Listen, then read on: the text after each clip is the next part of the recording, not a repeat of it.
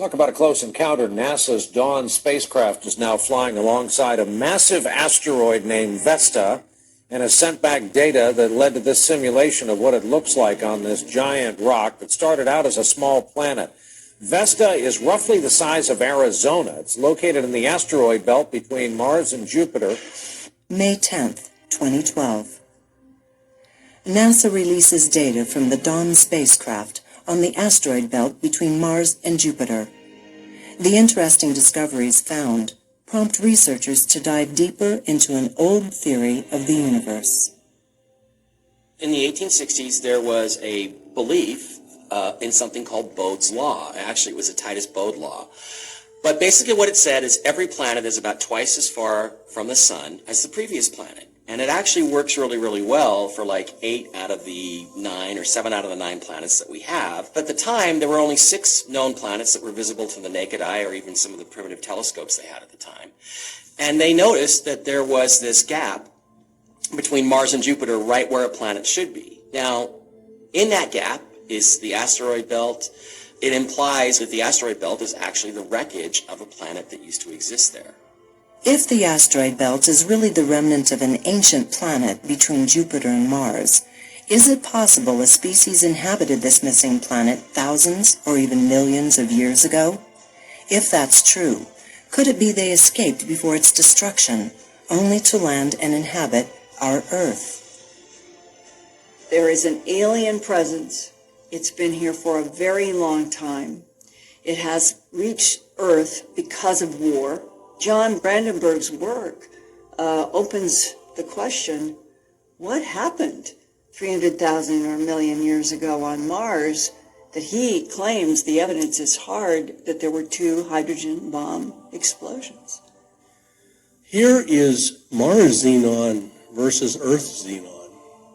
Earth is in blue. You can see the overlay very well for the isotopes 132, 134, etc.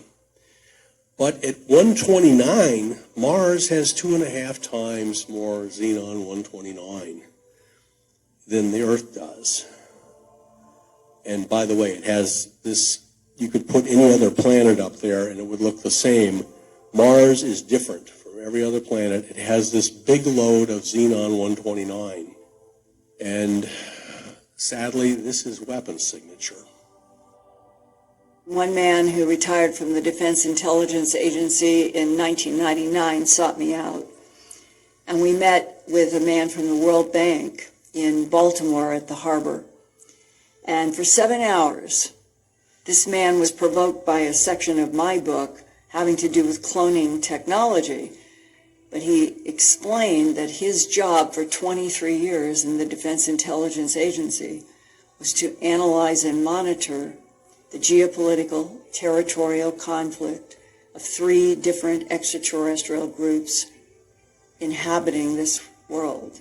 And he said they are inside of mountains. They have huge caverns at the basins and the bottoms underneath oceans and seas, between land bases, water bases, and in mountains.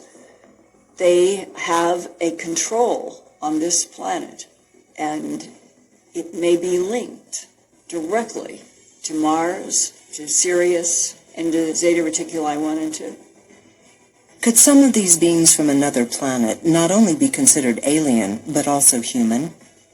If they were human, did they help seed the planet? One of the more interesting theories when it comes to ancient astronauts is sort of the idea of like a progenitor civilization. That's to say, something along the lines of a very ancient, highly advanced culture that sort of seeded the universe, for want of a better term. And if you look at a lot of the entities that are reported in UFO encounters, going back to, say, the 40s and 50s, we have the very human-looking space brothers, with the long hair, which a lot of people dismiss, but I don't write off a lot of those stories personally. Even the Greys, now they don't exactly look like us, but they, you know, there's a head, 2 eyes, vague nose, vague mouth, and 2 arms and 2 legs. So they are, in that sense, quite close to us. But what I find interesting is that when you're dealing with abductions, they very often take genetic material from the abductees. We're talking about like eggs, sperm, DNA, skin samples.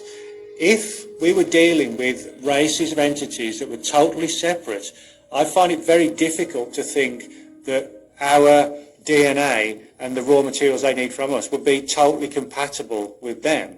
That to me is too much of a coincidence. So I think that's why we can make a case of an ancient race seed in the universe, which, depending on the atmosphere and the gravity and the food and everything else of the relevant planet over millions of years, the Greys may have developed in a different physical fashion to what we have. You know, we're totally different, really, in many respects, to like Cro-Magnon man or Neanderthal man, but they were still humans. But, you know, they were different builds, their brain size was different.